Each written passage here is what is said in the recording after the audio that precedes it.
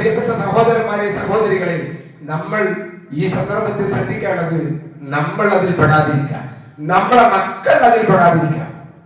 നമ്മൾ ശ്രദ്ധിക്കണം, അത് വളരെ ശ്രദ്ധിക്കണം.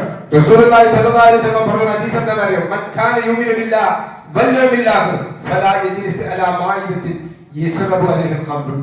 ചെറുപ്പക്കാർ ശരിക്കും മനസ്സിലാക്കിക്കോളി, കുട്ടികൾ ശരിക്കും മനസ്സിലാക്കിക്കോളി. എന്നാ റസൂലുള്ള പറഞ്ഞത് അറിയോ? അല്ലാഹുവിലും അന്ത്യദിനത്തിലും വിശ്വസിക്കുന്ന ആരുണ്ടോ ഫലാ യജ്ലിസ് അലാ മാഇദത്തിൻ യശ്റബു അലൈഹി ഖംറുൻ. ഈ ലഹരി ഉപയോഗിക്കുന്ന ഒരു ചടങ്ങിൽ പോലും, ഒരു കൂട്ടുകാരുടെ കൂടെ പോലും അവർ ഇരിക്കാൻ പാടില്ല. പലപ്പോഴും നമ്മളെ ആളുകൾക്ക് പറയുന്നത്, എന്റെ കമ്പനിയിൽ കുറെ ആൾക്കാർ വെള്ളടിച്ചു പോയിട്ട്, എന്റെ കൂട്ടത്തിൽ പല ആളുകളുണ്ട്, പക്ഷെ ഞാനത് ഉപയോഗിക്കില്ല. അല്ലാഹുവിന്റെ റസൂൽ പറയുന്നത്, ഒരു മദ്യപാന്മാരുടെ കൂട്ടത്തിൽ, ലഹരി ഉപയോഗിക്കുന്ന ഒരാളുടെ കൂട്ടത്തിൽ കൂടാൻ തന്നെ പാടില്ല. എന്താ കാരണം? അത് പിന്നീട് വരും, പിന്നീട് നമുക്ക് തോന്നും എന്താ ഇവരൊക്കെ ചെയ്യുന്നില്ലേ. അങ്ങനെയാണ് ഈ മദ്യപാന്മാരൊക്കെ മദ്യപാനികൾ മാറിയത്.